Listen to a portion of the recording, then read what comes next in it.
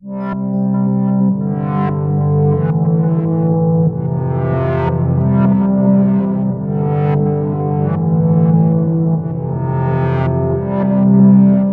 pessoal, sejam bem-vindos ao canal Gaiata Psi e a nossa playlist investigativa O Estranho, nossa aventura em busca da verdade.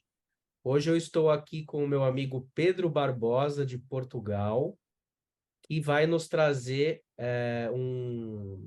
uma tentativa de síntese, pelo menos vocês vão entender por que que é uma tentativa, acerca do seu quarto livro, da Crônica de um Contato Extraterrestre, O Despertar dos Híbridos, que está saindo agora pela editora Chiado, lá de Portugal, embora já esteja disponível online, né, Pedro?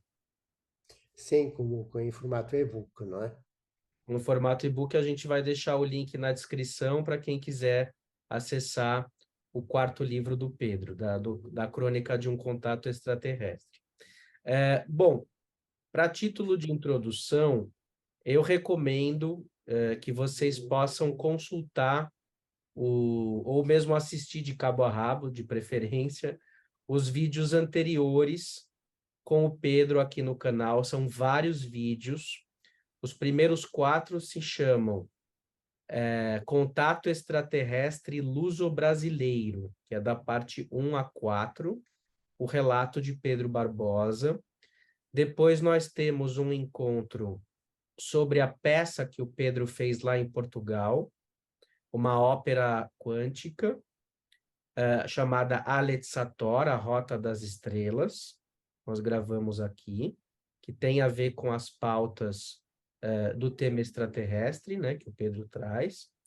Nós temos um vídeo com a Gilda Moura e o Pedro e o Luiz Carlos Petri sobre pesquisas psicológicas com contatados e abduzidos. E nós temos um outro vídeo com o Pedro, o Luiz Carlos Petri e o Miguel Quaresma Brandão sobre o fenômeno extraterrestre e os códigos da Torá. Então, vocês veem que já tem bastante volume de coisas aqui no canal sobre essa jornada do Pedro, que dura mais de 20 anos, de contato com seres extraterrestres oriundos da constelação de Antares, né, Pedro? Do sistema solar, melhor dizendo, né, A construção de Antares, sim, de Antares. de Antares. E o Pedro se relacionou, inclusive, com vários desses seres que estão aqui no planeta Terra em missão.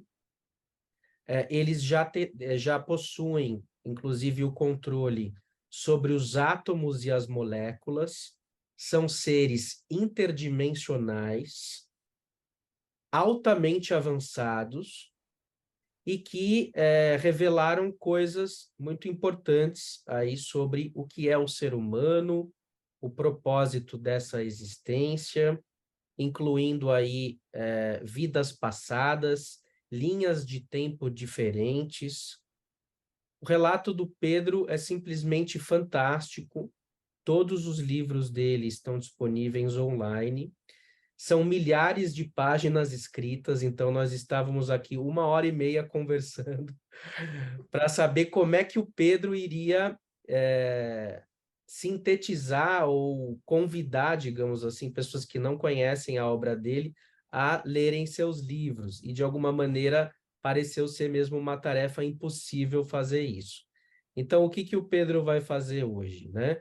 A gente vai começar aí, digamos, é claro, como uma continuação desses outros vídeos, mas, em parte, o Pedro vai tentar trazer algumas ideias que não foram tão aprofundadas nos vídeos anteriores ou nos livros anteriores, que ele está trazendo agora nesse quarto volume, O Despertar dos Híbridos. Vai dizer o que seriam híbridos, o que seriam seres biônicos, será que é igual ao ser humano, será que não é? Como é que funciona tudo isso? Para quem não tem familiaridade com esses assuntos, poderem entender um pouco como que é a forma de entendimento que o Pedro traz sobre o universo, a realidade, o tempo, o ser humano, a partir do contato que ele teve com esses seres ao longo de vários anos tanto em Portugal como no Brasil. Então, não sei se essa é uma boa síntese que eu estou fazendo, Pedro. Acho que Você me sim. complementa, por favor, tá bom? Lembrando que o Pedro Barbosa, ele é professor aposentado da Universidade Fernando Pessoa, lá em Portugal, e lecionou durante muitos anos, na área da semiótica, né, Pedro? Sim, em várias outras universidades também, mas a semiótica e outras áreas, mas podemos centrar-nos por aí. Legal.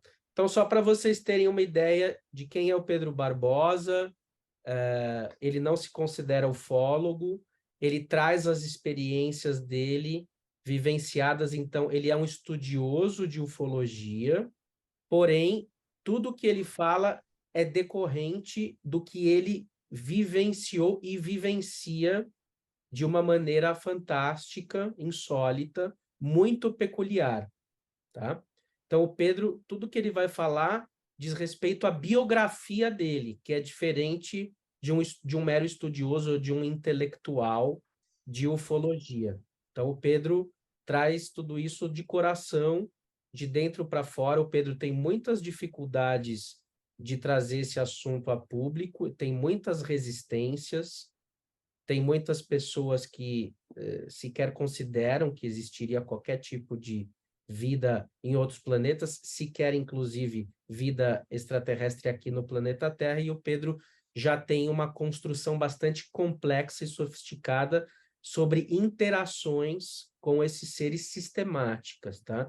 Então, tudo isso tem uma dimensão filosófica muito profunda, que pode mexer com o nosso narcisismo, com o nosso senso de realidade, pode incomodar o relato do Pedro, porque ele vai alterar, ou ele se propõe, né, digamos assim, a alterar a nossa visão do que é o universo, a realidade, o ser humano e as coisas, tá bom? Então, espero ter resumido mais ou menos a complexidade disso tudo. Mesmo vocês assistindo os episódios anteriores, não é fácil de acompanhar. Eu acho que a melhor forma da gente acompanhar o Pedro é manter a mente aberta, sem tentar compreender nada rápido demais. Deixe que a narrativa do Pedro entre dentro de vocês, tá bom?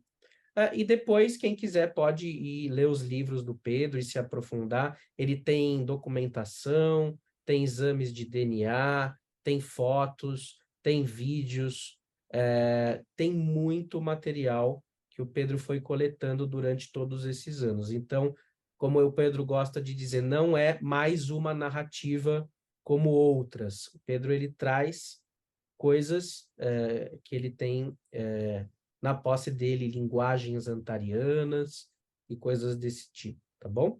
Então, agora, sem mais delongas, quero agradecer a presença do Pedro Barbosa, mais uma vez, que já é, então, membro VIP aqui do canal Gaiata Psi, acho que é quem mais gravou vídeos comigo aqui, né, no canal, não só na playlist O Estranho. Quem mais retornou foi o Pedro Barbosa. E seja bem-vindo, Pedro, a palavra está com você, vamos conversando aí. Pois, Daniel, é um prazer voltarmos à conversa, a retomar aquilo que deixamos interrompido quase há um ano atrás.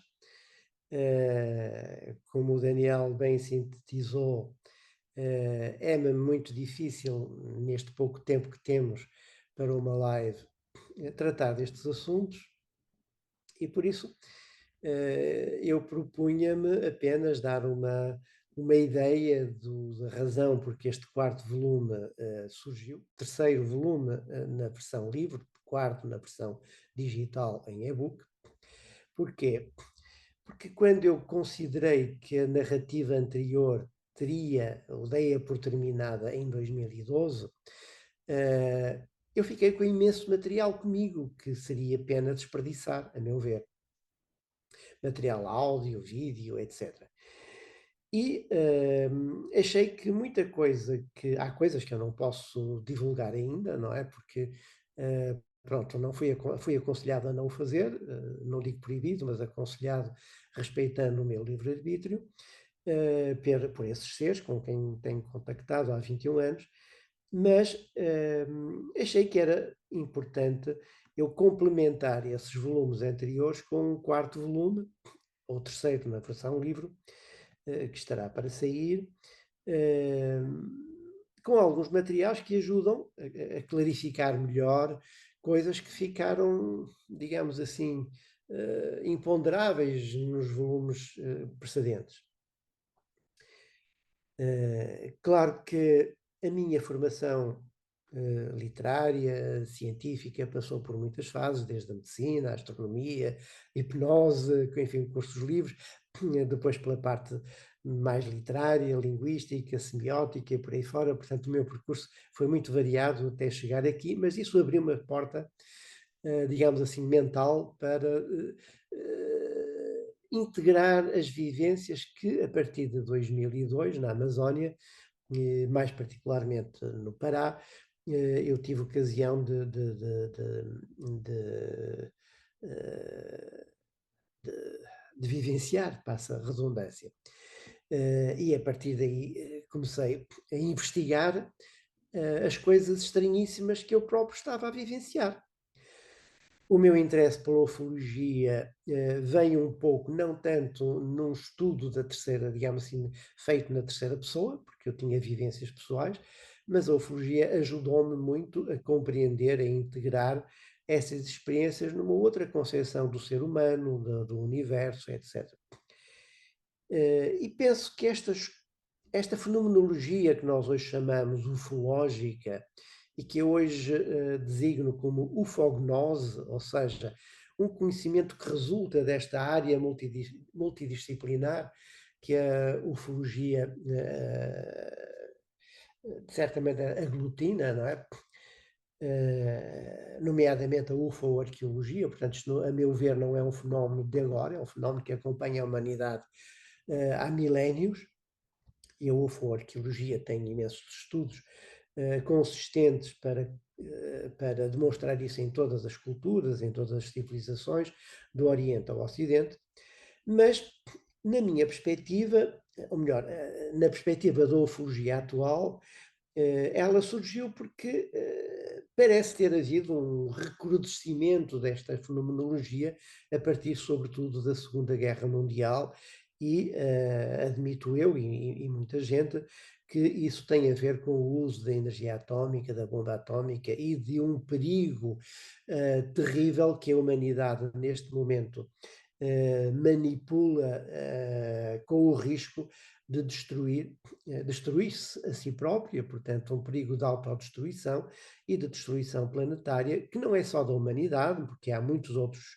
seres vivos que nos acompanham, nós não estamos isolados nem na Terra nem no universo, e, portanto, um desastre planetário deste tipo ia ter repercussões em todo o sistema solar e para além do sistema solar, sem falar, não digo só na vida, digamos assim, em termos biológicos, aquilo que chamamos o reino vegetal, o reino animal, com uma evolução biológica, digamos, entre aspas, entre muitas aspas, anterior ou, digamos assim, menos evoluída biologicamente ou consciencialmente do que o ser humano, mas também seres mais evoluídos, que estão aqui, nas suas bases, estão aqui extradimensionalmente.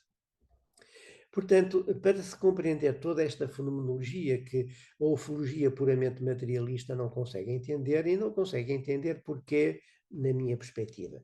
Porque temos que partir de partir de uma outra base filosófica em que a teoria quântica, que nasceu da física, mas pode ser extensível às próprias ciências humanas e a todo o conhecimento humano, e aquilo que eu prefiro chamar uma outra lógica de pensamento, porque a teoria quântica implica uma outra lógica de pensamento.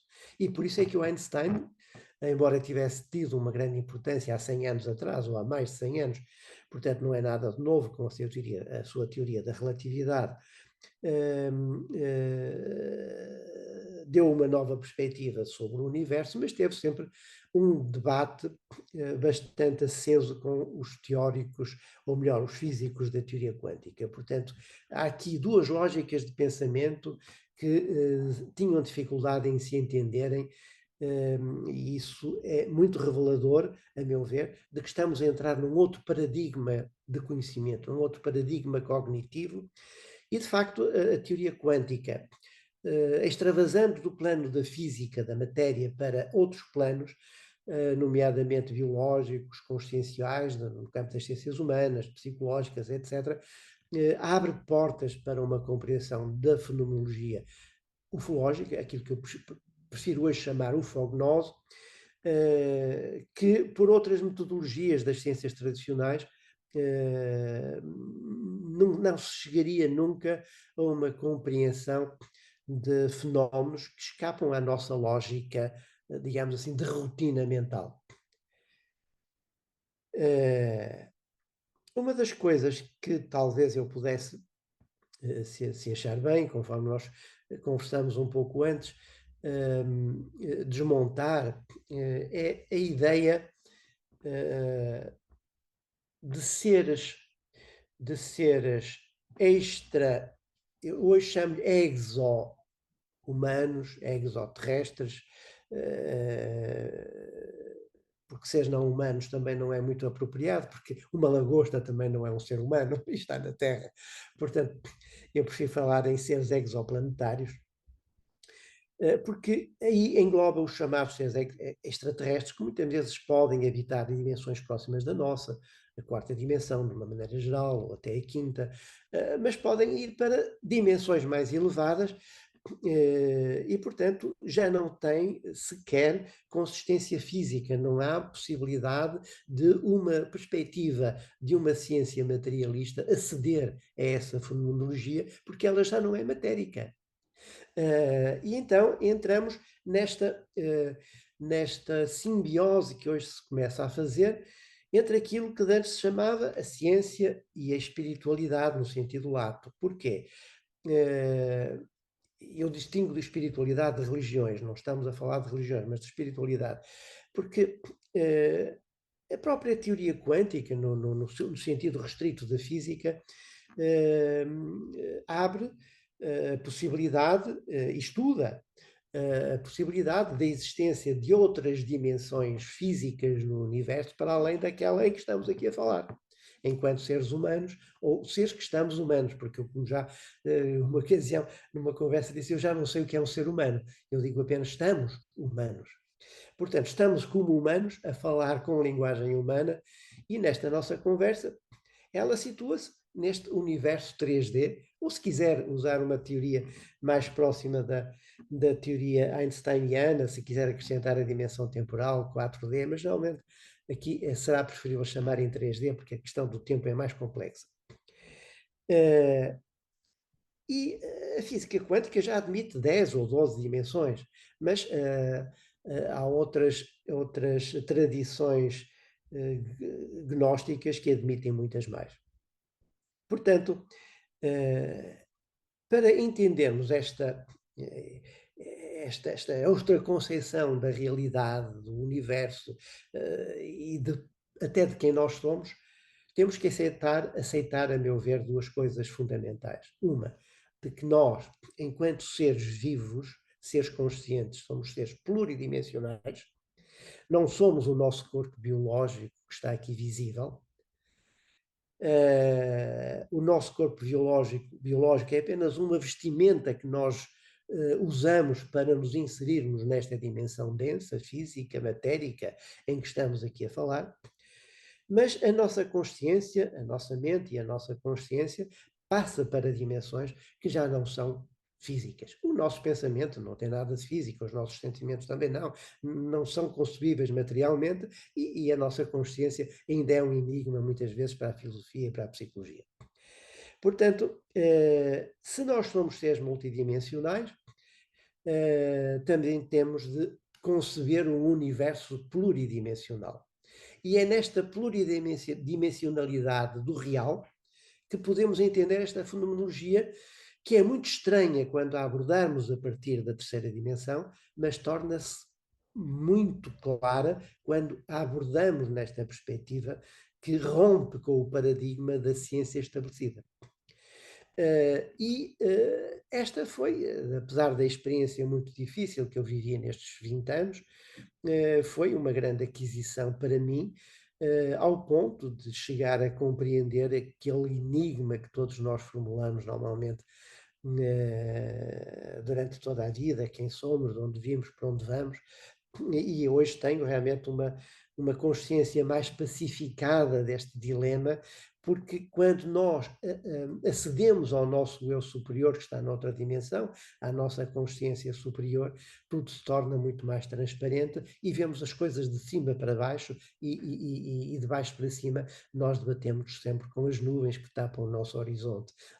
E, portanto, é, digamos assim, em síntese, aquilo que eu podia traduzir a aquisição que tive nestes, ou que partilho ao longo destes 4 volumes imensos, não é? Que são mais de mil e não sei quantas páginas. Eh, mas, para isso, importa desfazer muitos preconceitos que envolvem eh, a possibilidade de existência fora da Terra, portanto, uma visão não antropocêntrica, que nos foi muitas vezes incutida pela educação, porque passamos. Hoje já faz parte quase do senso comum a ideia, e as novas gerações já aceitam perfeitamente que o universo está pletórico de vida, não é? Portanto, a vida faz parte do universo. A astronomia é o que eu chamo a geologia do espaço, estuda as pedras, os, os calhaus e as energias que circulam pelo universo, e a exobiologia já começa a estudar a vida que está para lá dessa dimensão puramente matérica. E depois há os outros níveis que vamos entrar depois nos seres extradimensionais em termos de consciência. Uh, Quanto eu verifico, tenho tido uma grande dificuldade neste diálogo, até em termos geracionais. Porquê?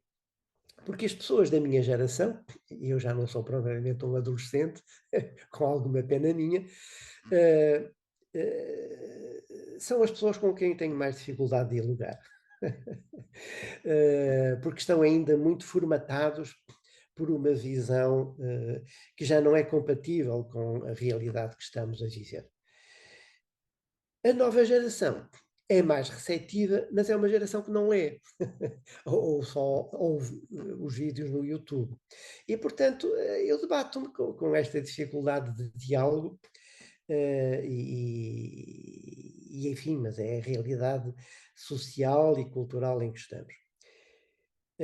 Penso que hoje já ninguém põe em causa a existência de vida no universo. Porquê?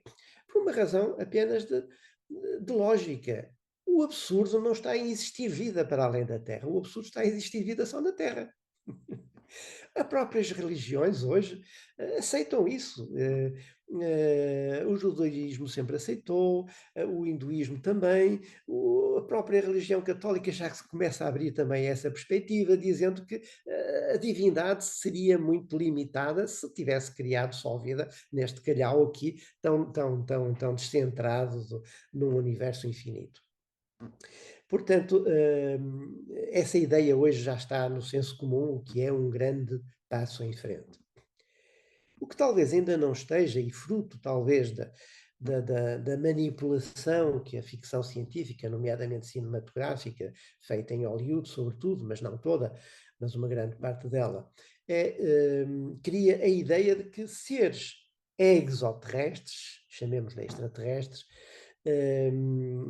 têm que ser seres verdes com antenas ou, enfim, coisas muito exóticas, quando as coisas não são realmente assim.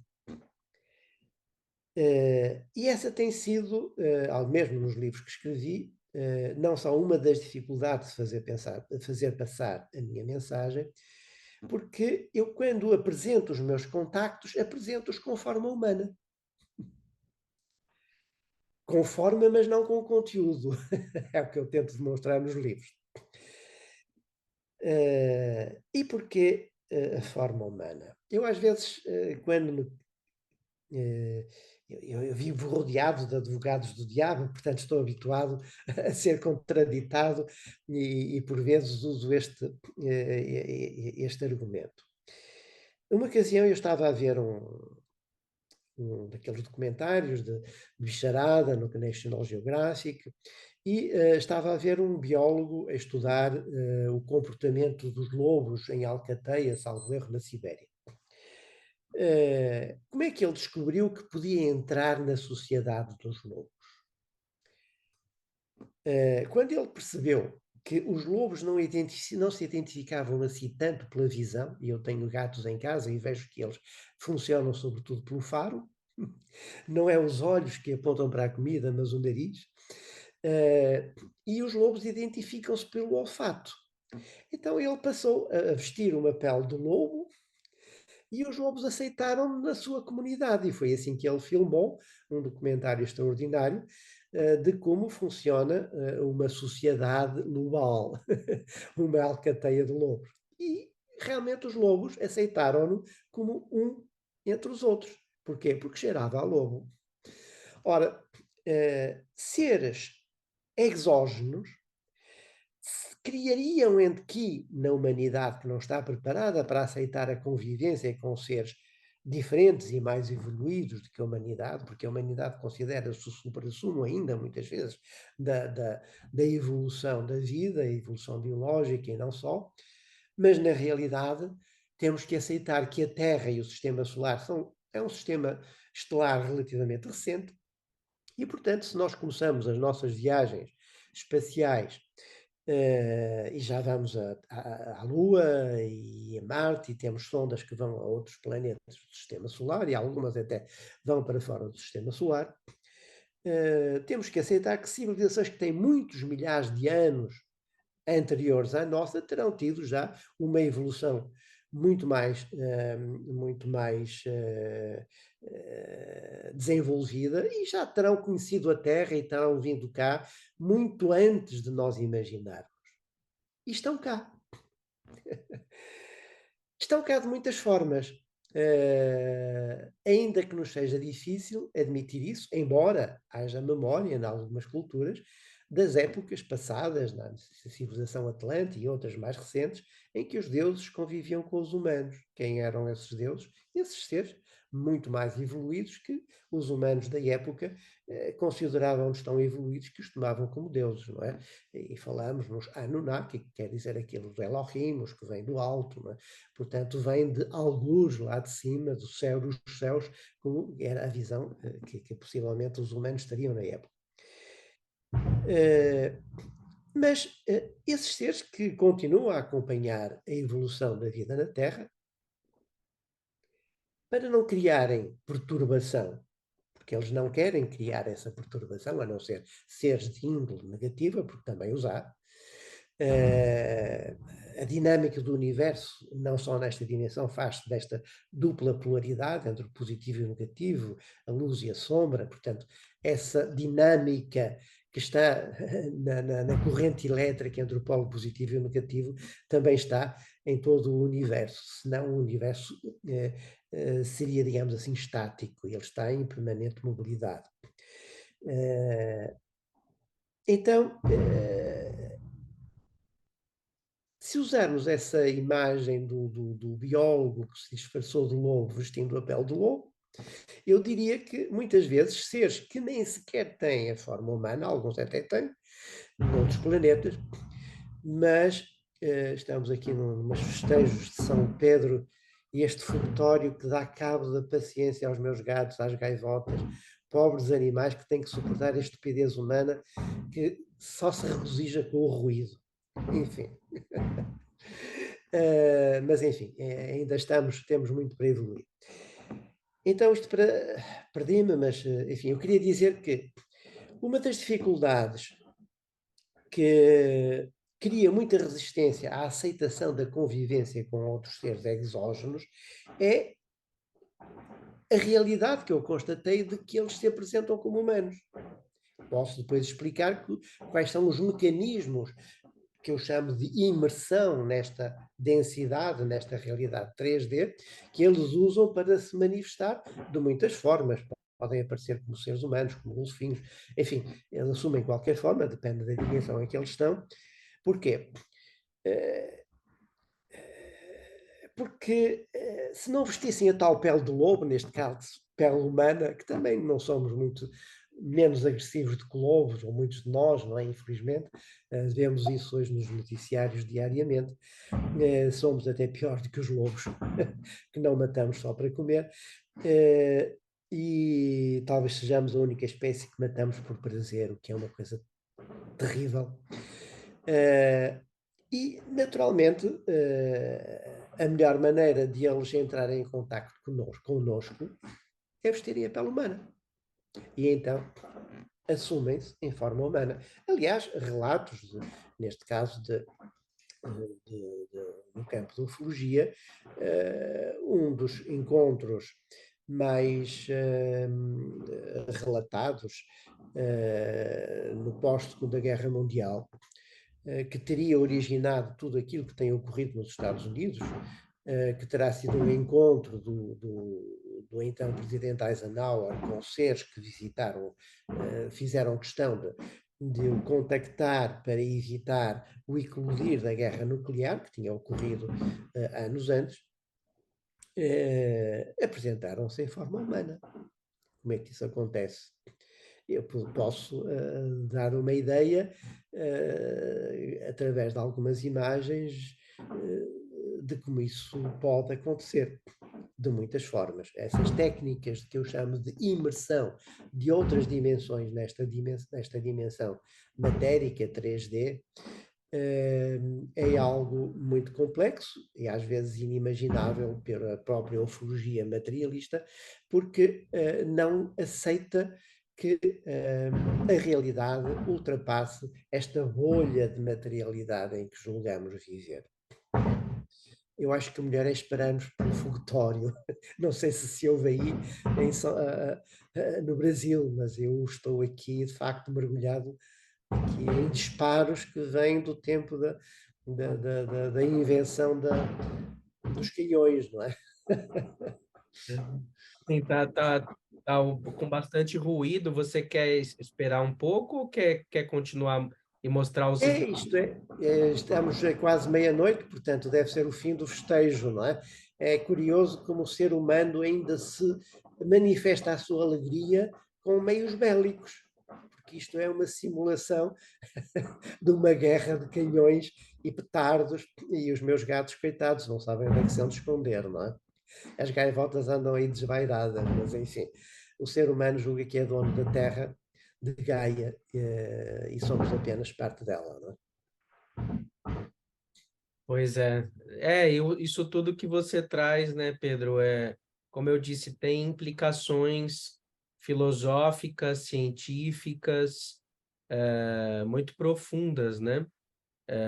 Não é um mero relato, ele como você falou, a introdução de um novo paradigma acerca do que é a realidade, o ser humano, a mente e o universo, né? Exatamente. Então, por isso que eu digo, pessoal, eu sei que é difícil para quem está acompanhando pela primeira vez o relato do Pedro, mesmo quem já acompanhou os outros episódios, é estranho que isso entre de uma maneira instantânea dentro de nós, gera mais enigmas do que respostas, a fala dele, e é algo que o Pedro também está em constante aprendizado, né, Pedro? Ele mesmo pensava de uma maneira e foi mudando o modo dele de pensar e perceber as coisas ao longo aí dessas últimas 2 décadas de contato. Então, Pedro, você quer mostrar algum material agora? Você falou de slides, né? Sim, eu penso que seria interessante nós conversarmos sobre, sobre o modo. Eu peço que façamos uma pequena interrupção, porque vem aqui um foguetório insuportável que vai interromper a nossa conversa. Como é que meia-noite em Portugal já passa, eu penso que isto vai passar. Podemos interromper um minuto Sim. ou dois? Pronto, tivemos uma pequena pausa por causa do barulho. Agora o Pedro está mostrando a namorada, ex-namorada, né, Pedro? A Deni Sabá, Isso é complicado, mas enfim. cantariana. Este foi, foi o meu contacto em forma humana durante vários anos, que dava pelo nome de Adeni Sabah. Sabah é uma palavra antariana que quer dizer exatamente mensageira, intermediária, curiosamente. Não fazia parte do nome dela, era uma espécie de apelido, não é? Portanto, era Adeni, mensageira, Adeni Sabah. Ora, olhando para ela, tem a forma humana, não é? Tem uma forma humana. Claro que depois na convivência, como poderei mostrar alguma coisa, fui-me apercebendo que na intimidade, as capacidades extra, paranormais, digamos, telepatia, telecinese, enfim, uma série de coisas que nós consideramos fora do normal, para ela fazia parte do seu cotidiano. Aparecia e desaparecia, eu via aparecer e desaparecer, como se materializasse e desmaterializasse neste plano instantaneamente, não é? Curiosamente, um livro relativamente recente, de uma arqueóloga francesa, Helena Danaan, um livro muito interessante em que ela é contactada pela Confederação Galáctica e faz um elenco de várias civilizações que têm contacto com a Terra e fala, curiosamente, nos antarianos. E ela, além de arqueóloga, também era artista plástica e, portanto, ilustrou o seu livro com gravuras muito interessantes, feitas por ela, com a sua habilidade para o desenho. Eu vou partilhar o modo como seres mediúnicos, com capacidades mediúnicas, com quem eu contacto e que me ajudam muitas vezes neste contacto, não com a Adeni Sabah, porque aqui contactávamos, digamos assim, através de linguagem humana, não é? Mas ela era, digamos assim, uma manifestação humana de um ser extradimensional, da sétima dimensão, um ser antariano, cujo nome é Agenise. E é curioso que as pessoas com capacidades mediúnicas que haviam, coisa que eu não, que haviam noutro plano, que haviam a Genise, não é a Deni. A Deni via eu porque não tenho grandes capacidades mediúnicas. Mas essa Helena Dana tem este desenho, deixe-me ver, vou interromper Pronto, esta imagem é muito curiosa, que é uma imagem do livro, do livro recente da Helena Danaa, de um ser antariano numa sétima dimensão para cima. Mas é como um ser de luz, um ser energético, como se estivesse a dançar, e é assim que realmente que as pessoas amigas mediúnicas a veem, um ser feito de energia, e energia luminosa, e parece estar sempre a dançar no espaço, suspensa no espaço, não é? Ora, isto é só para dizer que este ser manifesta-se como é energia, é como se fosse um ser de plasticina, como um ser plástico. Quando se desce, os seres a partir de 5D conseguem manifestar-se em dimensões inferiores, e sobretudo de 7D para cima. E, portanto, ela manifesta-se com forma humana, como se pode manifestar como golfinho, com a forma que lhe convier para a missão que tiver a desempenhar na Terra. Porquê? Porque sendo energia, essa energia é moldável e materializa-se, condensa-se, densifica-se, porque eles conseguem, digamos assim, se nós dominamos com a nossa tecnologia o eletrão, daí hoje os dispositivos eletrónicos que fazem parte do nosso dia a dia, eles, de certa maneira, na minha perspectiva, controlam o átomo. E, portanto, para eles é tão fácil criar um corpo feito de átomos, como para nós é criar uma imagem feita de eletrões, como no ecrã de um computador.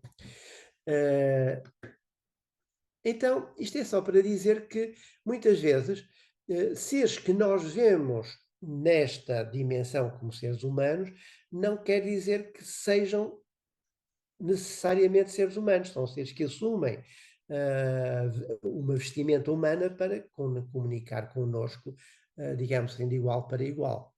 Esta é uma grande dificuldade que as pessoas têm porque estão formatadas pela ideia da ficção científica que põe sempre os seres exógenos como seres muito bizarros. Até podem ser na sua forma originária, mas quando estão aqui se querem manifestar, muitas vezes não se manifestam dessa forma, não é? Então, manifestam-se tantas formas que eu vou mostrar mais algumas formas que a Adeni assumia, que eram uma espécie de clones dela, não é? Depois posso dizer, um dos métodos pode ser a clonagem, enfim, eu posso falar um pouco sobre isso. Ora, vou tentar compartilhar de novo a tela, vamos ver se eu encontro aqui. Bom, estou aqui apenas a mostrar dois entre muitos exemplos em que esse ser se manifestou em forma humana, noutras, enfim, em várias fases, não é? Aqui na fase de Chuncha, Chuncha Pchba, aqui como Drika, talvez aqui que a Drika se possa sentir melhor o lado artificial dela, não é? Sem defeitos, uma, uma, uma pele perfeita, portanto, isto parece realmente um ser fabricado, não é? Mais do que um ser biológico. Portanto, isto é só para mostrar como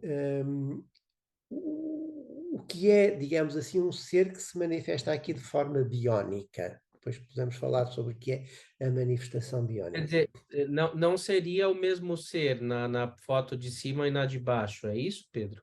Era o mesmo ser em manifestações diferentes. Como é que é de explicar? Isso levava-nos para uma longa conversa, não é? Sobre os fractais da nossa consciência, não é? A nossa consciência pode manifestar-se em fractais distintos, não é? Daí as chamadas vidas passadas, que são simultâneas, no fundo são fractais do nosso ser que se manifesta em linhas temporais diferentes. Mas pronto. Isto são apenas duas fotografias de fases em que eu contactei com um ser e as pessoas pensavam, bom, é fraude, é alguém a fingir que é um ser extraterrestre. Como é que eu podia mostrar ou comprovar que era um ser extraterrestre apenas pelo seu comportamento, pelas suas manifestações telepáticas, tudo isso, mas isso só lendo o livro, não tenho tempo sequer para referir tudo isso. Mas posso já agora partilhar aqui alguns áudios que ajudam a É, contextualizar.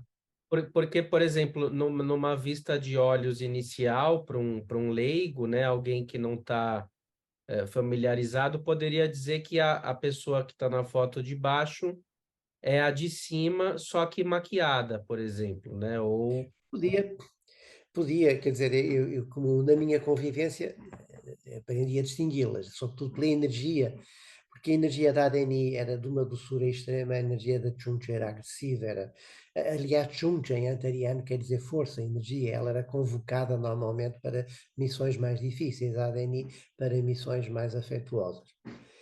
Mas já agora, se me permite, eu vou passar alguns áudios que ajudam a clarificar pela voz delas, esta própria situação. Não sou eu que falo, são elas que me foram ajudando a perceber tudo isto ao longo do tempo, não é?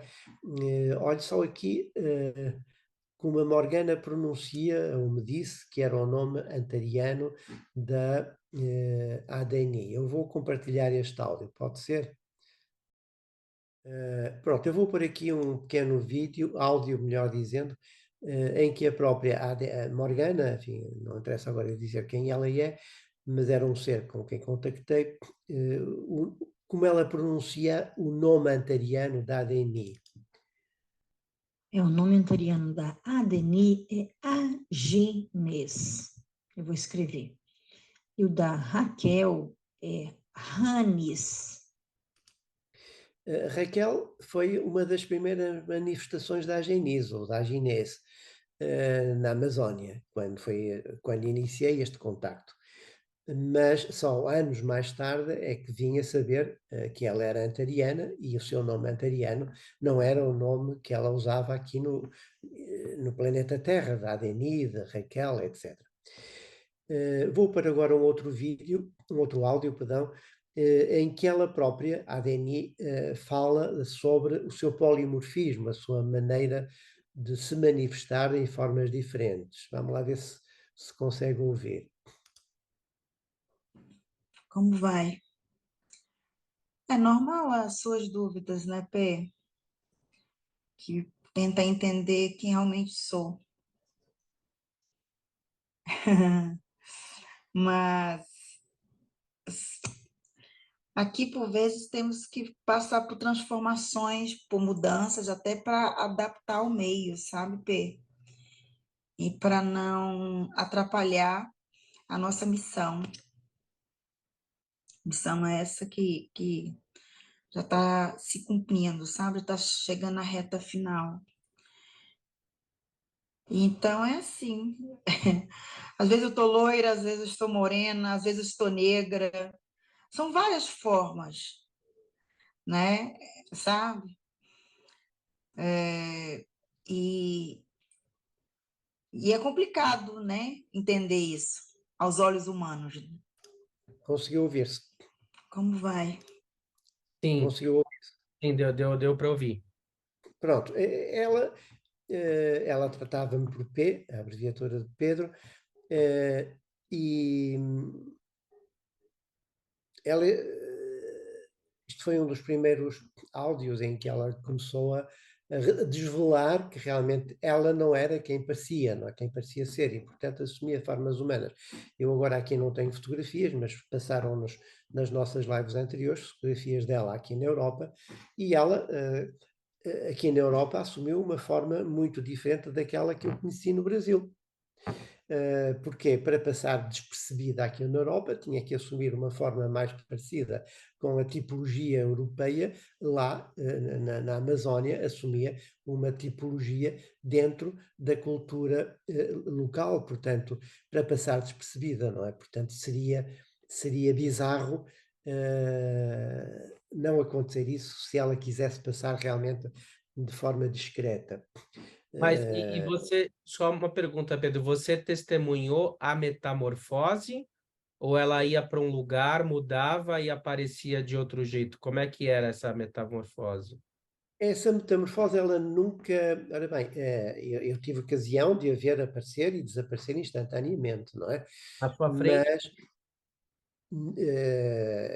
eu no livro, e até numa live anterior, eu mostrei fotografias da reconstrução do corpo dela, porque me foi permitido fotografar quando ela estava numa fase, porque o corpo normalmente de 3 em 3 meses tinha que ser regenerado.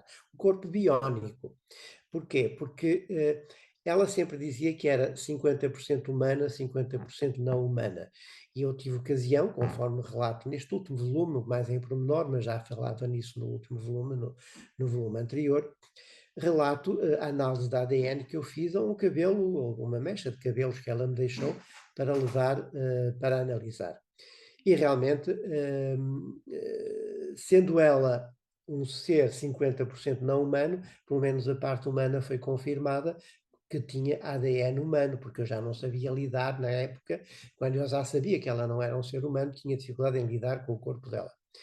E, portanto, não sei se alguém fez uma análise de ADN de um ser não humano, mas eu fiz-la e relato isso num dos capítulos com todos os relatórios do laboratório ligado à Faculdade de Medicina aqui no Porto, onde isso foi feito. E as conclusões que foram tiradas, não é? Não dá para agora expor isso aqui, nem tenho aqui esses elementos. Mas isto para dizer que eu tive ocasião de comprovar que realmente ela, até do ponto de vista da ADN, não era totalmente humana. Agora, eu nunca a vi na sua forma, como é que é dizer, original. Ela nunca se mostrou nessa forma. E hoje sei porquê, não é? Ela sempre se mostrou de uma forma, porque ela dizia que isso ia causar-me perturbação.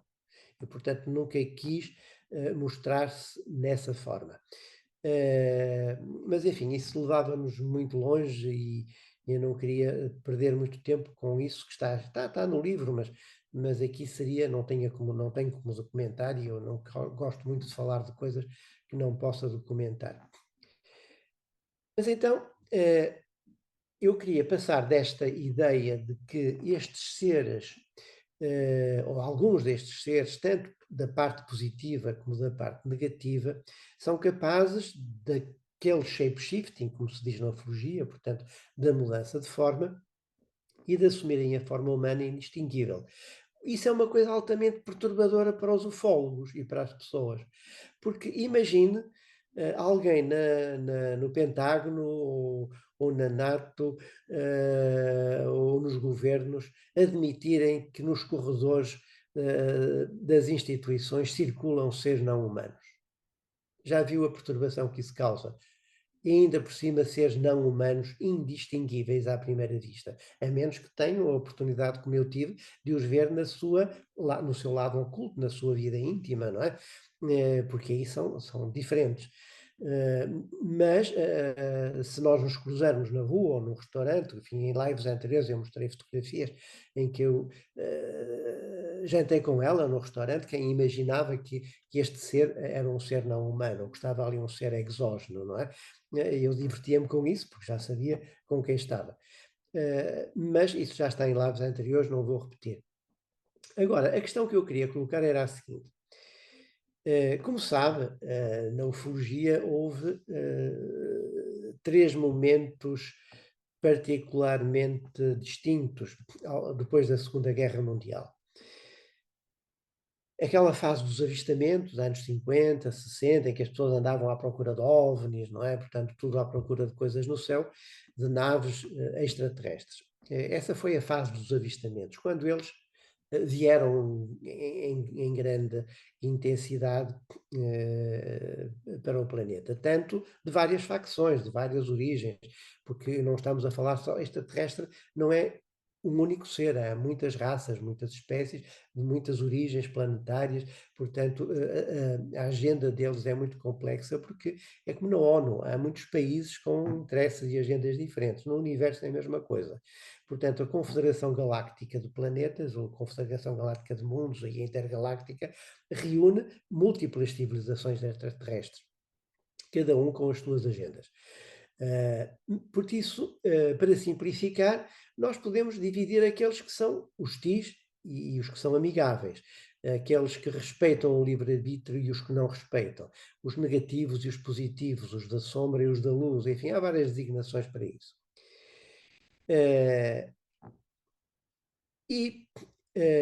Depois dessa fase de avistamentos, veio nos anos 70, 80, até aos anos 90, a fase das abduções, que hoje começam a rarear. Sabes, na fase das abduções, o que é que acontecia em todos os relatos de abduções, de pessoas abduzidas e de próprios estudiosos das abduções? Eh, eu não vou descrever agora o processo da abdução, as pessoas eram levadas, não é? E o mais estranho é que eram sujeitas a exames médicos e normalmente, quase sempre, entre outras intervenções, à extração de material genético, óvulos nas mulheres e sêmen no homem. Eu passei por isso também, numa determinada fase. Agora podemos perguntar porquê essa obsessão desses seres nas abduções em recolher material genético. Passados 20 ou 30 anos, 2 ou 3 décadas a partir dos anos 90, estamos já em 20 e tal, não é? 23, podemos dizer que desses seres que foram, como é que dizer, manipulados geneticamente com ADN exógeno e ADN humano, dessa miscigenação de seres humanos com seres não humanos, resultaram aquilo que hoje se chama seres híbridos, umas vezes mais próximos do ser alienígena, do lado lá, outras vezes mais próximos. Isso foi um processo que foi sendo aperfeiçoado. E hoje, o que é que acontece? Passados 20 ou 20 e tal anos, esses seres que nasceram por essa época, anos 80, 90, são adultos. Estão entre nós. São os híbridos. São seres que têm genética humana e genética exógena. Normalmente, quando se fala em híbridos, na ufologia tem-se a ideia sempre de híbridos de caráter negativo, digamos assim, pela agenda negativa dos seres negativos que aqui interferem, nomeadamente nos Estados Unidos, de forma muito acentuada. Daí que um estudioso como o David Jacobs, que escreveu vários livros estudando as adopções nos Estados Unidos, tenha uma visão muito pessimista desses híbridos. Já o psiquiatra John Mack, que também estudou as abduções nos anos 80, tem uma visão positiva. Na minha perspectiva, porquê? Pedro, Porque eles... só uma colocação. Você agora está com a tela em exibimento ainda? Você não quer botar a tua imagem em destaque? sim, não, é que eu ia pôr exatamente algo a Tá. seguir. Podemos deixar. Fica à vontade, Eh, só para te avisar, tá? sim, sim, obrigado. Eu só queria dizer que esta ideia dos híbridos que estão hoje já aqui inseridos na sociedade humana é algo que causa pânico a muita gente. Mas, na minha perspectiva, não deve causar esse pânico. Porque, embora haja realmente abduções que geraram seres negativos, também há a agenda positiva que gerou híbridos positivos. E hoje os psicólogos, os pais, os educadores lidam com as chamadas novas crianças que têm comportamentos completamente diferentes e às vezes nem sabem como lidar com elas. Têm outras preocupações com o planeta, tipo ecológico, têm outra relação com a natureza, com os animais, com os outros seres vivos.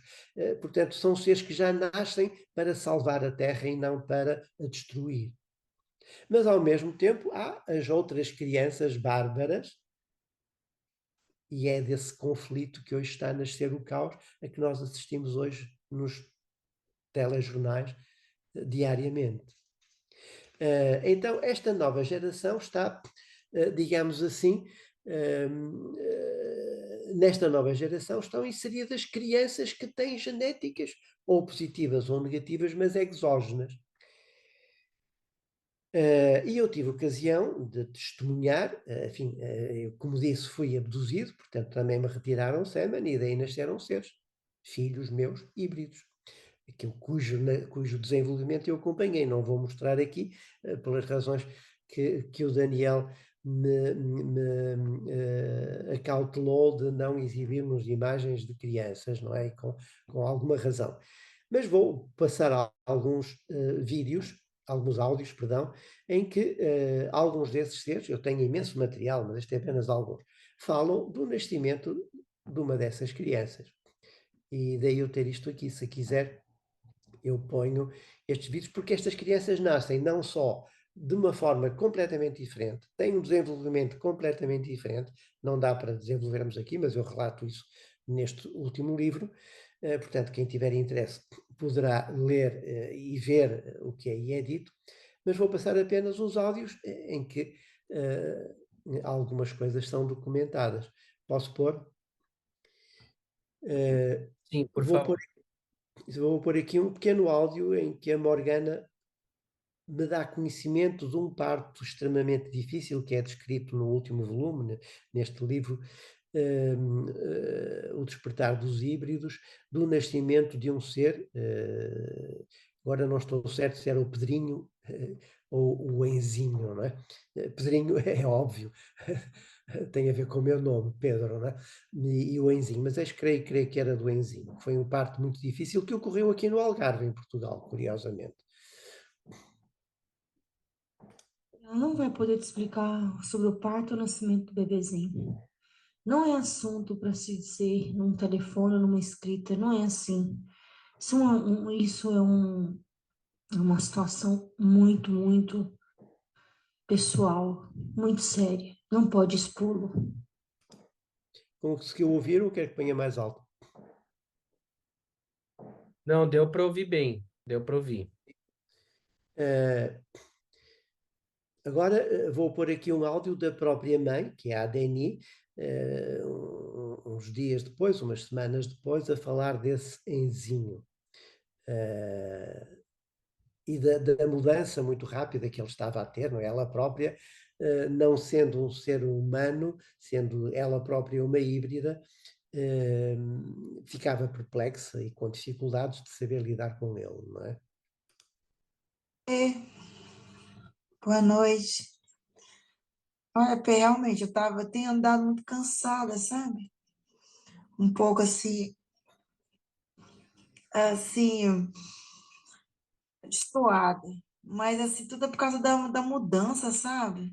Meu filhote está passando uma mudança, assim, uma transformação física. E tudo isso me desgasta muito, sabe? Parece que é outra criança e uma mudança tão rápida. Então, às vezes, Ela fala nessa mudança rápida, tem fotografias dessa mudança rápida, não é? Eram crianças que em poucos meses pareciam que tinham anos, por isso eles nunca as levavam ao médico, porque os médicos iriam estranhar uma criança com poucas semanas já ter dentes e ter um desenvolvimento próprio de 2 anos, não é? Eu tenho fotografias disso, mas não as vou passar pelas Agora, razões. agora só uma dúvida, Pedro, por exemplo, porque tem uma diferença entre o híbrido, o biônico, né? Depois acho que valeria a pena você voltar nisso. Mas, por exemplo, a Deni, né? Ela é metade ser humano, metade antariana, né? Se o menino Enzo ele é um híbrido também e ela já conhece esses processos, por que que ela estaria angustiada com as mudanças corporais dele? Ela tem sentimentos humanos, ela Por causa partilha das nossas angústias, como é que funciona isso? Sim, porque ela tinha um comportamento também humano, umas vezes tinha um comportamento humano, outras vezes não humano. Portanto, ela via-se, digamos assim, numa terra de ninguém, não é? Porque a parte 50% humana dela reagia como humana, não é? Mas é uma pergunta totalmente pertinente, de facto. Eh, Como é que é de explicar? Ela tinha momentos em que tinha um comportamento humano e outros momentos em que tinha capacidades paranormais não humanas. Não sei dizer mais do que isto, mas eu constatei isto, vivenciando isso. Aliás, a Mónica de Medeiros, com quem contactei em Curitiba durante um congresso em 2008, quando eu estava ainda muito desorientado em tudo o que estava a vivenciar, ela disse isso mesmo, que um ser, porque ela conheceu antarianos no Brasil, foi a única ufóloga brasileira que conheceu antarianos, que eu conheça, que tenha tido conhecimento. E disse isso mesmo, que a minha perplexidade com o comportamento da ADNI nessa fase de 2008 resultava dela está, digamos assim, numa situação de fronteira entre o humano e não humano. Portanto, umas vezes tinha um comportamento humano, outras vezes não. Eu admito que seja isso, mas não sei dizer que eu não estou dentro dela, obviamente, não é?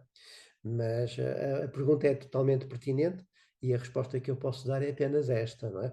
Mas repara, agora aqui no áudio seguinte, eu já vou pôr um áudio em que, talvez uns dias depois, ela fala nesse ser, chamando-lhe Pingo de Luz. É curioso ela chamar Pingo de Luz, porquê? Porque ela vê as coisas, esses seres, como energia, e portanto é um pingo de luz que desceu a este plano denso, não é? É muito curioso essa expressão. Sempre lhe chamou depois de Pingo de Luz.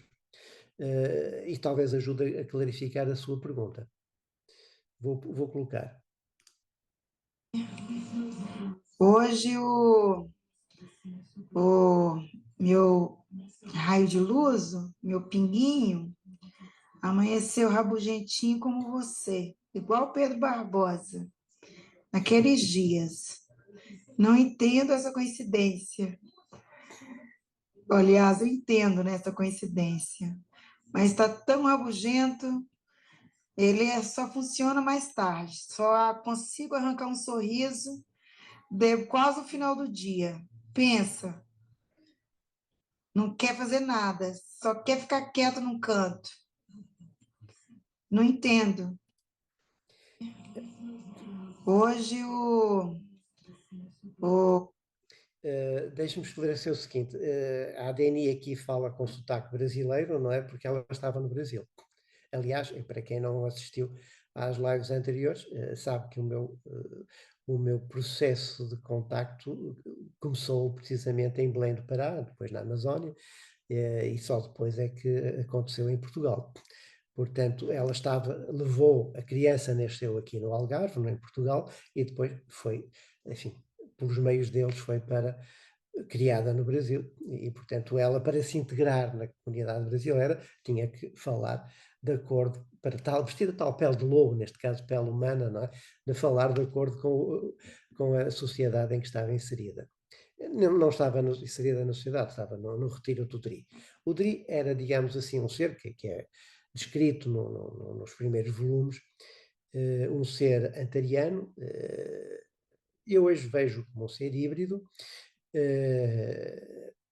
que teve uma evolução complicada, e não vou falar disso agora, mas vou mostrar apenas dois áudios, deixar ouvir dois áudios em que o Dri se pronuncia sobre estas crianças e o nascimento delas. Neste caso, não sobre o Enzinho, mas sobre uma filha híbrida anterior, que nasceu, essa sim, já da minha relação com a Raquel, a Hanis, em Belém do Pará, uns anos antes, portanto em 2002, que foi o único ser, digamos assim, o único filho híbrido, neste caso filha, com quem eu tive uma ligação muito forte e durante vários anos, e não com os outros. Não é? E vou então pôr aqui dois áudios do Dri, que ajudam a clarificar um pouco como é que se dá este processo da hibridização. Depois vou à questão dos clones, dos seres biónicos, etc., se tivermos tempo. Caríssimo irmão Pedro, você sabe que esta genética híbrida é a mesma de Leslinha. Por esta razão... Leslie era o nome dessa criança que nasceu na minha ida à Amazónia. Leslie, curiosamente, não é Leslie em inglês, não é? Leslie parece que em antariano, como me foi dito, significa felicidade. Foi coisa que ela nunca teve neste percurso terreno. Todas as suas enfermidades terrenas que obteve ao longo da sua existência foram pelo mesmo motivo plasmadas a ela. Ela acabou sendo atingida, mesmo assim, pelas suas deficiências de origem genética. Todo ser híbrido aqui existente sofre, de alguma forma ou de outra, questões ligadas a este problema. Os viajantes dos cosmos, no êxodo do espaço, eles sofrem determinadas mutações, entendeu? São seres especiais que têm que ser preparados fisicamente para serem viajantes do espaço. Essas outras questões, como sendo de origem de um lugar e plasmados para viver em outro, como seres híbridos, sofrem esses tipos de problema. Sei que você iria me perguntar isso. Por ora, o que você tem que saber é que questões ligadas à sua sinergia física de pai e filha serão as mesmas durante toda a existência sua e dela, a mesma. É curioso, repare este pormenor. Ele diz, sei que você me ia perguntar isso. Ele era um ser telepata, portanto sabia que eu ia perguntar isso. E ele respondeu antes de eu perguntar, efetivamente. Eu acho que ele aqui dá uma ideia do que é, de facto, esta hibridização e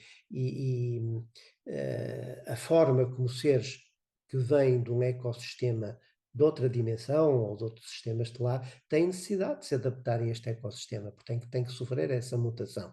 E daí para se assumirem uma forma humana ou outra, não é? Pode não ser humana, pode ser de golfinho, como eu já tive ocasião também de, inicialmente na Amazónia, constatar, como o chamado boto rosa na tradição amazónica, não é? Só para se avaliar e retirar um pouco a conotação negativa que os híbridos têm normalmente, porque são vistos, isto tem muito a ver com o que acontece nos Estados Unidos, em que houve abduções aos milhares, pois já é sabido, por seres muito negativos. Normalmente os abduzidos relatam, vêm seres que descrevem como reptilianos, como greys, de zeta reticuli, etc. Mas contrapondo com seres que nascem pelo polo positivo. A energia desta Leslie foi a energia mais insuperável que eu conheci em 70 anos de existência. Era um ser de uma amorosidade inqualificável. E eu acho que neste áudio se pode perceber a energia que ela emana, não é? Só pelo som. Paizinho branco, agora tenho que ir. Vou descansar. Um grande beijo no seu coração eternizado, com todo o meu amor de filha e admiradora Leslie. Então, Paizinho branco, agora tenho que. sim, agora, só para eu entender, o Enzinho e a Leslie são seus filhos. Retirando sêmen a um ser por abdução, a gente não sabe quantos filhos vai ter. Uhum. E você não acompanhou o nascimento deles? Eles nasceram na maternidade? Você Não, foi não. lá? Não. Aliás, só por extensão eu tive contacto com a Leslie, porque ela fez, enfim, não tenho aqui o áudio para isso, retirei-o. Não tive contacto com os outros seres, até porque eles não queriam ligações afetivas que impedissem o percurso deles. Tive-o apenas com a Leslie. Vou pôr outro áudio do Dri a falar da origem antariana deste grupo de seres. Posso? Sim, sim.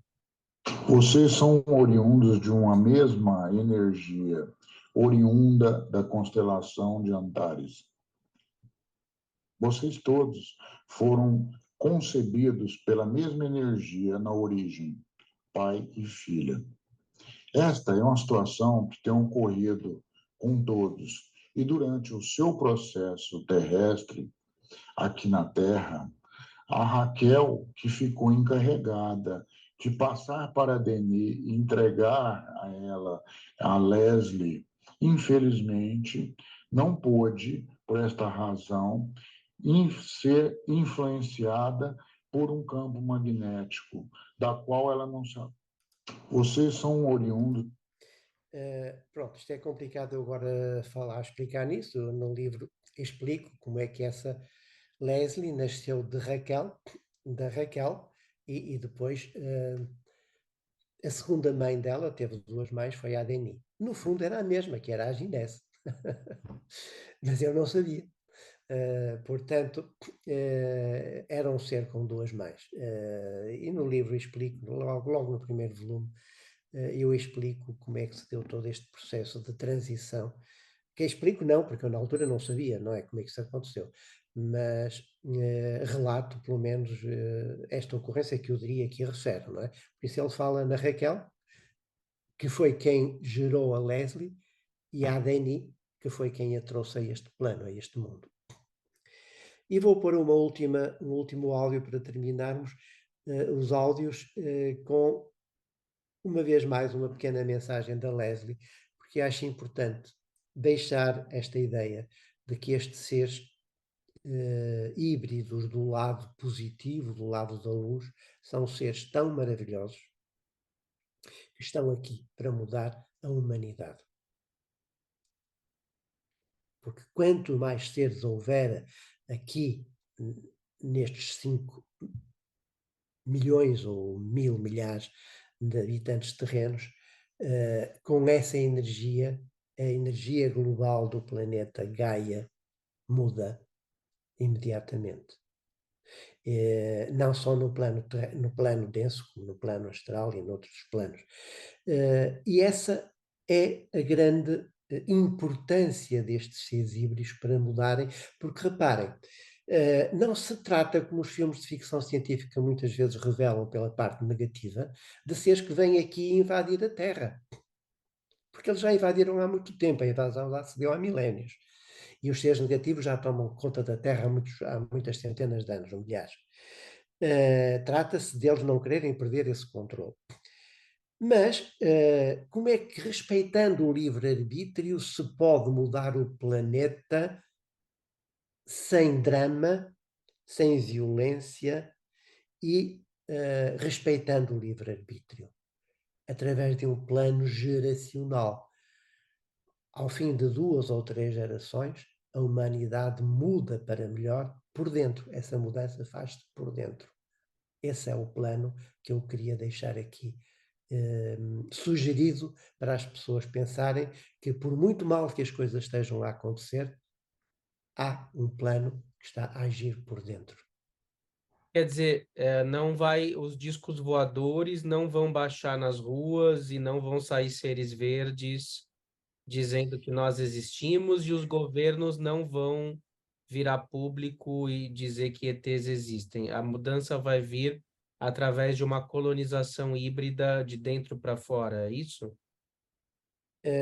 Eu não quero fazer profecias, porque o futuro é algo que pode seguir uma multiplicidade de caminhos divergentes. E tudo depende de como a humanidade, no seu conjunto, reagir. Pode acontecer uma guerra, uma catástrofe de uma guerra atómica, ou pode não acontecer, depende como quem tem esse poder nas mãos puder reagir. Agora, isso que acabou de dizer, é uma das possibilidades, e é aquela que é mais otimista, e eu espero que seja essa que triunfe. Mas não quer dizer que exclua outras. Até podem acontecer as duas simultaneamente, mas isso tínhamos que ir para uma perspectiva quântica de várias realidades paralelas, que seria muito complicado agora estarmos a abordar. Mas só para terminar, eu gostava de terminar com mais uma mensagem da Leslie, só para se sentir esta energia de um amor. É. É uma coisa que muito profunda na vida do Pedro, né?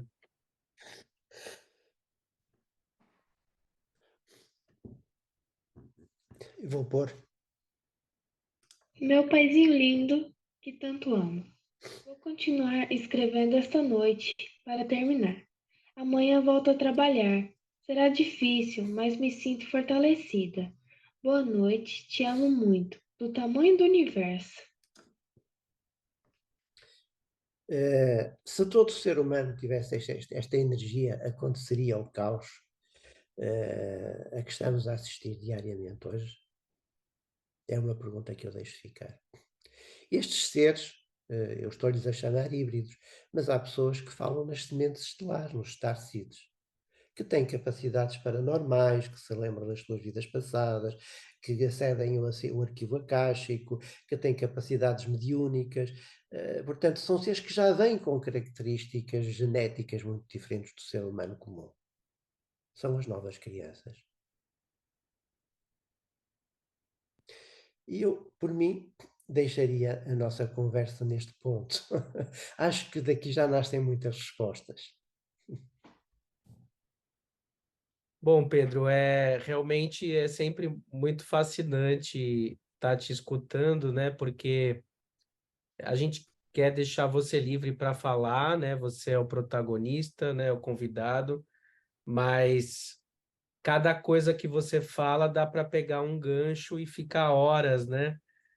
Desenvolvendo tanto pequenos detalhes, né? Sobre como é a comunicação com esses seres, né? Se todos eles nascem de uma mulher ou se eles vêm aqui e aparecem de repente, se vem um OVNI e deixa eles aí numa plantação, né?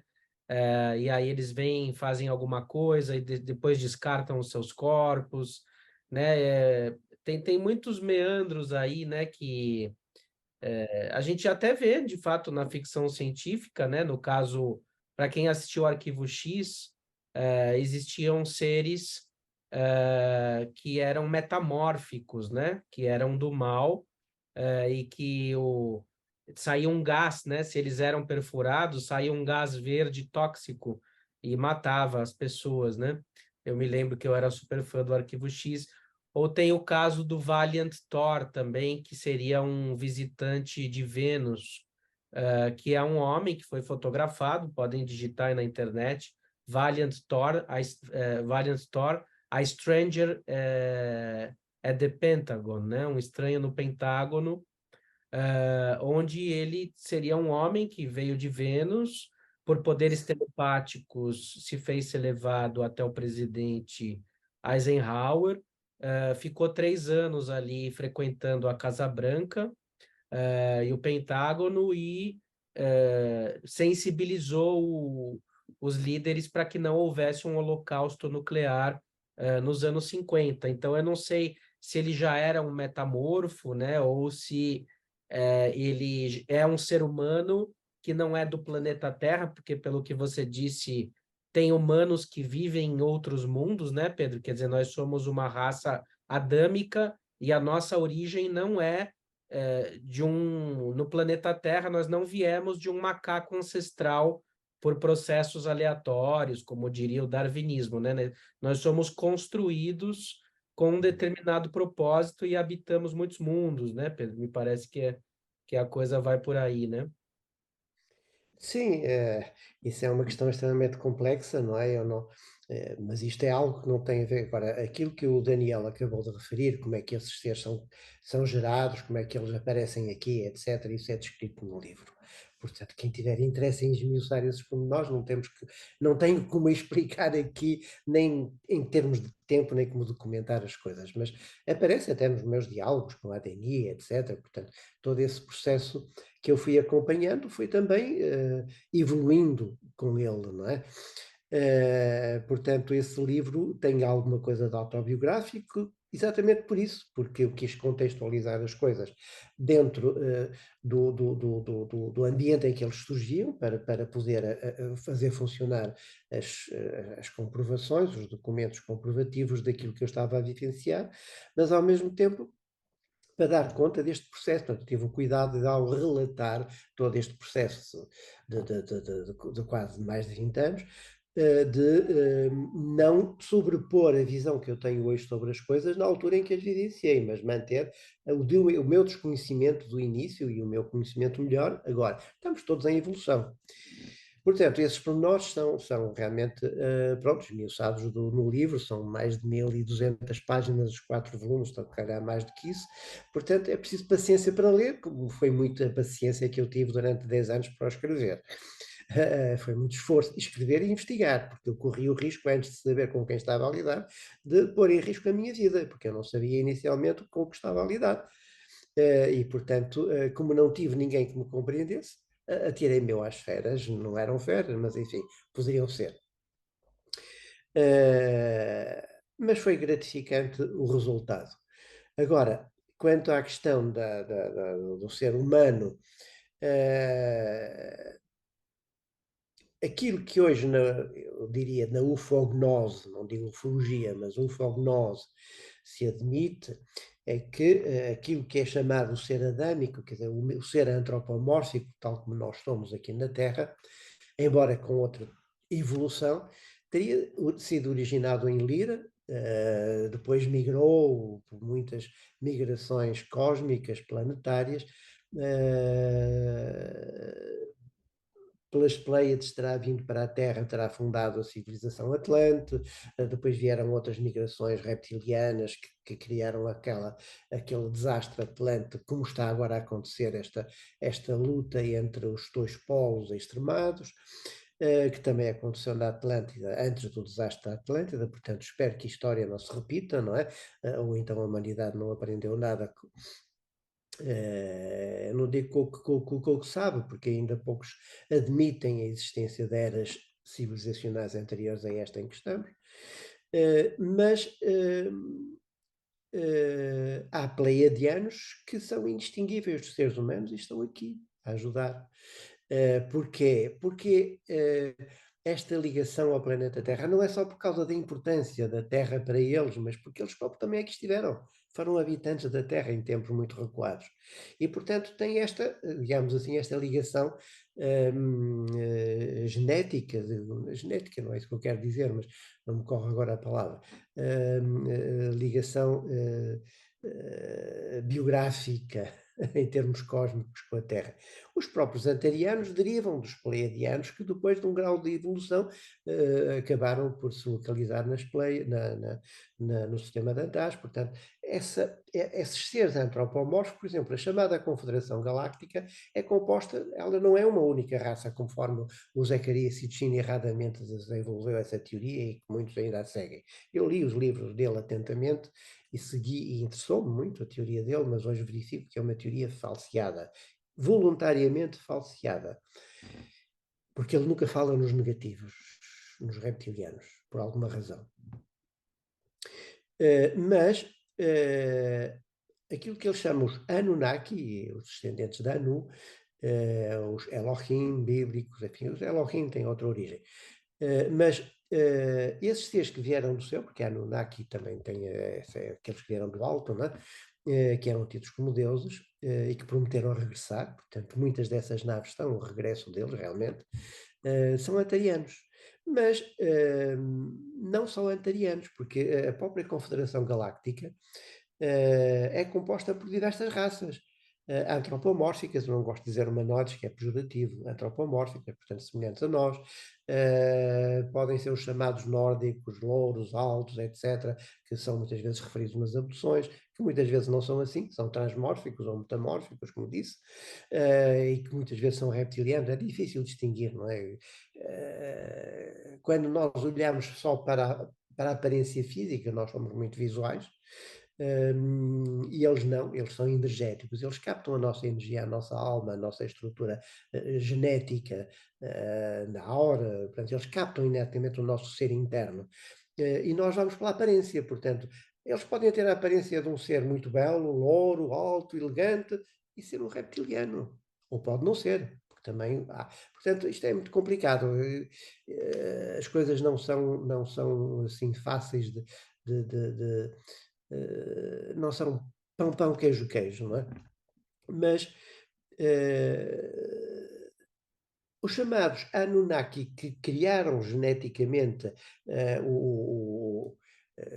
enfim, isso admite, portanto, o ser bípede já, o Homo erectus na altura, que era, digamos assim, o antropóide mais evoluído da Terra há 400 mil anos atrás, ou admite-se que assim não seja, terão sido esses geneticistas Anunnakis. Portanto, os Anunnakis terão. Eu não contesto a ideia de evolução, porque o universo está sempre em evolução. Agora, o que não é admissível é admitir que a evolução, porque há chamado elo perdido, não é? Portanto, que o humano veio diretamente do macaco.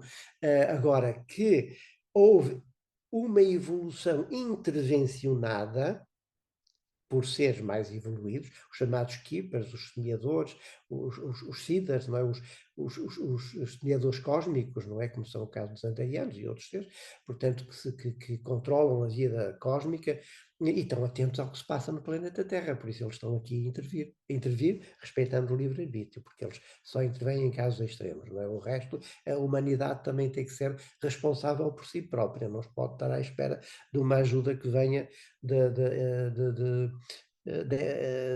ex machina, não é?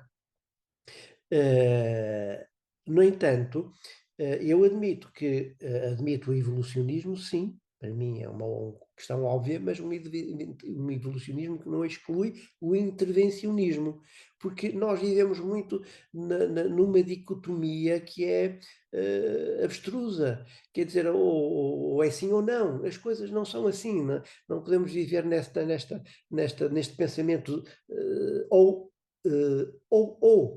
Pode ser e, quer dizer, o evolucionismo pode conviver com interferências, o que eu chamo um evolucionismo interventivo, e, portanto, civilizações mais evoluídas intervêm na própria evolução do planeta Terra, porque o chamado projeto Terra é um projeto que está a ser acompanhado por seres mais evoluídos. Se quisermos levar para uma dimensão mais metafísica ou mais mística, podemos dizer que eles são intermediários. Mas, na minha perspectiva, que é agnóstica, abstenho-me de pensar o absoluto, porque como ser relativo não me atrevo a pensar o absoluto, deixo isso para algo que está fora do cérebro humano, e, portanto, aquilo que a minha mente alcança são aqueles seres, aquelas civilizações mais evoluídas que estão a acompanhar o projeto Terra, como outros projetos planetários. Por isso, eu não digo que o darwinismo está errado, é parcialmente errado. A ideia de evolução é uma ideia que percorre a história, enfim, percorre todo o nosso pensamento contemporâneo, não é? Mas essa evolução é feita por saltos, e aquilo que muitas vezes na genética se chama agora falha-me o termo, agora não me ocorreu o termo, já estou um pouco cansado, mas são intervenções que a ciência humana não admite no seu paradigma cognitivo, não é? Não admite ainda, mas acredito que virá a admitir. E alguns cientistas já começam a admitir.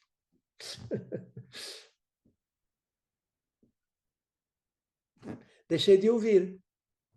Eu estava com o microfone desligado. Ah. Bom, aqui no canal nós temos várias interfaces, né, com pessoas da ciência. Tivemos contato com o físico Carlos Mendes, do canal Afinal que Somos Nós, especializado em experiências de quase morte. É um entusiasta da física digital e da física quântica, onde há uma primazia da consciência e não da matéria, né? O universo todo se comportando como uma mente, a matéria sendo um mero epifenômeno dessa consciência, né?